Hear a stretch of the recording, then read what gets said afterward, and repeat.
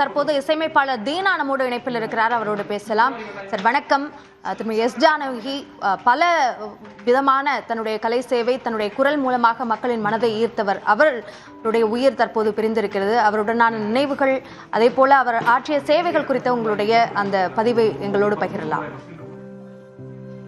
வணக்கம். ஒரு துயரமான இன்னைக்கு ஒரு நிகழ்வு இது. ரொம்ப அவங்களுடைய குரல் மட்டும் இனிமே இல்லை, அவங்களோட இருந்தவங்க எல்லாம் சுத்தி மறக்க முடியாத நினைவுகளை கொடுத்து இன்னைக்கு பூவிலையில் இருந்து விடைபெற்றிருக்காங்க. ஏஜ் வயதுன்னு பார்க்கும்போது வயது நிரம்பியவங்க தான். பட் இருந்தாலும் அவங்க அப்படி ஒரு குரலை நம்ம மிஸ் பண்ணிட்டோமே என்ற ஒரு தாக்கம் என் மனசுல இருக்கு. குறிப்பா நான் உதவியாளரா இசையமைப்பாளர்களுக்கு ஜி.கே. வெங்கடேஷ், அப்புறம் ராஜன் நாகேந்திரா கன்னடத்துல, அப்புறம் உபேந்திர குமார், இந்த மாதிரி போன்ற சவுத் இந்தியன் மியூசிக் டைரக்டருக்குலாம் நான் உதவி இசையமைப்பாளரா இருந்திருக்கும் பொழுது அவங்களோட நேரடியா அவங்களுக்கு நான் பாட்டு சொல்லி கொடுத்து அந்த பாடல்களை பாடிட்டு இருக்கும் போது அவங்களுடைய நேரடியா நான் நின்று கண்டக்ட் பண்ணியிருக்கேன். அது என்னால மறக்கவே முடியாது. அவங்க கிட்ட என்ன ஒரு ஆச்சரியம்னா, ஒவ்வொரு பாடல் பாடுவாங்க, ஆனா அந்த பாடல் அவங்க பாடும் பொழுது எந்த விதமான ஒரு முகபாவமும் இல்லாம, எந்த விதமான அசைவுகள் இல்லாம மிக மிக அதாவது என்ன சொல்றது, யாராலும் பாட முடியாத அளவு கூட பாடியிருக்காங்க சொல்லலாம். நம்ம அது ஒரு மிகைப்படுத்தியே சொல்லலாம், யாராலும் கூட சொல்லலாம். அந்த யாராலும் சொல்லும்போது கொஞ்சம் அதிகமா இருக்கும் நீங்க நினைப்பீங்க. பட் மேடம்க்கு நம்ம அப்படி சொல்லவே முடியாது. ஜானகி அம்மாவுக்கு யாராலும் செய்ய முடியாத சாதனை செய்தாங்கன்னு சொல்லணும். என்ன காரணம்னா, ஒரு விஷயம் இருக்கு. ஒரு கர்நாடக இசை பாடகி மட்டுமே ஒரு பாடல் பாட முடியும். சிங்கார வேலனே என்ற ஒரு பாடல். அதுல காரைக்குறிச்சி அருணாச்சலம் அவர்கள் நாதஸ்வரம் வாசிப்பாங்க, இவங்களுடைய குரல் வரும். அது ஆக்சுவலா ஃபீமேல் டுயட் நம்ம கேள்விப்பட்டிருக்கோம். ஆனா ஒரு நாதஸ்வரமும் அவங்களுடைய குரலும் ஒரு டுயட்டா ஒரு பாடல். அது மறக்க முடியாத பாடல். அது உண்மையான நம்ம ஒரு நியாயமான நிலைமையா யோசிச்சு பார்க்கும் பொழுது அது ஒரு கர்நாடக இசை தெரிந்தவர்கள் மட்டுமே பாட முடியும் என்பது என்னுடைய கணக்கு. ஆனா இவங்க கர்நாடக இசையில் அவங்க எந்த அளவுக்கு தேர்ச்சி பெற்றாங்கன்றது எனக்கும் தெரியாது, அது தெரிய வேண்டிய அவசியம் இல்லை. ஆனா அவங்களுக்கு பாடியிருப்பாங்க. ஏன்னா அவங்க பாடுறது ஒண்ணு இருக்கட்டும், அவங்களோட அசோசியேட் பண்ற நாதஸ்வரம் அது கர்நாடக பாரம்பரியமான ஒரு வாத்தியம். அது அந்த கர்நாடக தெரிஞ்சுதான் அவர் காரைக்குடி அருணாச்சலம் ஐயா அதை வாசிச்சிருக்காங்க. ஆனா அவங்களுக்கு ஈக்குவலான வாய்ஸை இவங்க சிங்க் பண்ணி பாடுற ஒரு பாடல் யாராலும் மறக்க முடியாது. அது அந்த ஒரு வாய்ஸ் அந்த குரல் இன்னைக்கு நம்மளை விட்டு பிரிந்தது என்று சொல்லும் பொழுது இது இந்த தமிழ்நாட்டு பூமிக்கு ஒரு குரலுக்கு கிடைத்த ஒரு பேரிழப்பு தான் நான் நினைக்கிறேன். அது மட்டும் இல்ல, அவங்க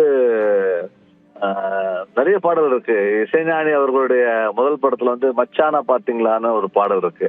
இன்னும் அதாவது ரெண்டு பக்கம், ஒரு பக்கம் கர்நாடக சங்கீதத்துல ஒரு ஹிட் கொடுத்துருக்காங்க வச்சுக்கோங்களேன். அவங்க அதுக்கப்புறம் ஃபோக்ல கிராமிய மெட்ல பாடக்கூடிய ஒரு பாட்டு மச்சானா பாத்தீங்களா. அதிலும் அவங்க அவங்களுக்கு நிகர் யாருமே இல்லைன்னு தான் சொல்ல முடியும்.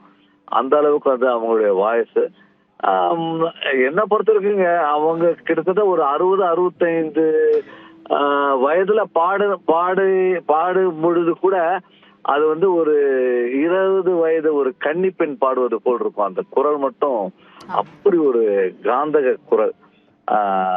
அவங்களுடைய வாய்ஸ்ல ஒவ்வொரு பாடலும் யாராலும் மறக்க முடியாத ஒரு பாடல். அந்த பாடல்கள்லாம் இருக்கு.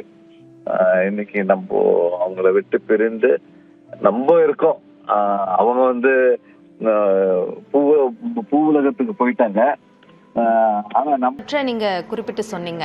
பொதுவாக பொது மேடைகள்ல அவங்கள பார்க்கும்போது எப்போதும் சிரித்த முகத்தோடு இருக்கக்கூடியவராக தான் நம்ம அறிந்திருக்கோம். இப்போ அவர் கூட அவங்க கூட நிறைய வேலை பார்த்திருக்கேன் அப்படின்னு சொல்றீங்க. இப்போ அவர் எந்த அளவுக்கு பழகுறதுல இனிமையானவராக இருந்திருக்காரு, எப்படி இருப்பாங்க அவங்க?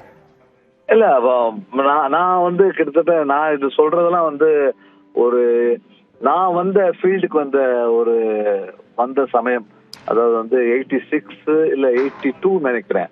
82 மாதிரி இருக்கும்போது நான் வந்து உதவியாளரா அப்போ வந்திருக்கேன். கிட்டத்தட்ட நான் வந்து நியர்லி ஒரு தெலுங்குல ரிட்டன் ரைட்டிங் எழுதுவாங்க. அதை அப்படியே வந்து அதை அப்சர்வ் பண்ணி, அதாவது எவ்வளவு மரியாதை கொடுத்தாங்க இப்பெல்லாம் நினைக்கும் பொழுது வியப்பா இருக்கு. அந்த அளவுக்கு வந்து அவங்க வந்து பெரிய சாதித்தவர்களும் சரி, சாதிக்க கூடியவர்களும் சரி, இல்ல அனுபவமே இல்லாதவங்களுக்கு கூட இசை வல்லுநர்களோட அவங்க வந்து அவ்வளவு தன்மையா இருந்திருக்காங்கன்றது நான் நினைப்பேன். அதே மாதிரி அவங்கள பத்தி இன்னொன்னு சொல்லும் பொழுது, அவங்க எந்த ஆர்னமெண்ட்டும் நான் பார்த்த வரைக்கும் அவங்க நகைகள் எதுவுமே போட்டது இல்லைன்றதான் நான் பார்ப்பேன். அவங்க எப்பவுமே வந்து நகைகளே போட மாட்டாங்க. நான் அது ஏன் கேட்கணும்னு நினைப்பேன். சரி, நம்ம எதுக்கு அதை கேட்கணும்னு தான் நினைப்பேன். ஆனா அவங்க நிறைய இது வந்து அப்படி ரொம்ப ஒரு ஆர்னமெண்ட் இல்லாம ஒரு சிங்கரா நம்ம நிறைய போட்டோஸ் கூட நம்ம பார்த்திருப்போம். அது ஏன் தெரியல. ஆனா அவங்க பாடிய பாடல் எத்தனை மங்களகரமான பாடல்கள்லாம் பாடி நம்மளை அசக்க வச்சிருக்காங்க. ஒரு தமிழ்நாட்டுக்கு கிடைத்த ஆக்சுவலா அவங்க வந்து தெலுங்கு தான். அவங்க தெலுங்குல இருந்தா கூட தமிழை விட சுத்தமா பாடினவங்க 2 பேர் இருக்காங்க. ஒன்னு சுசிலாமா, இன்னொன்னு ஜானகி அம்மா. ஏன்னா தமிழுக்கு அமுதென்று பேரை வந்து சுசிலாமாவோட யாரும் தமிழை உச்சரித்து அவ்வளவு அழகா சொன்னது யாருமே கிடையாது என்பது நான் வந்து 100% அது உறுதியா நான் சொல்லுவேன். அதே போல இவங்க பாடிய பாடல்கள் போல இனிமே யாராவது பாடுவாங்க இருக்கு. பட் ஜெனரேஷன்ன்றது வரும், நிறைய அடுத்த ஜெனரேஷன் வருவாங்க. இவங்களுடைய குரலை வந்து ஃபாலோ பண்ணணும், நிறைய பேர் ஃபாலோ பண்ணி வரணும்ன்றது என்னுடைய ஆசை. நன்றி திரு தீனா. இவ்வளவு நேரம் அவர்கள் குறித்த பல முக்கியமான எல்லோருக்கும் தெரியாத பல விஷயங்களை எங்களோட பகிர்ந்து கொண்டீங்க. நன்றி திரு தீனா.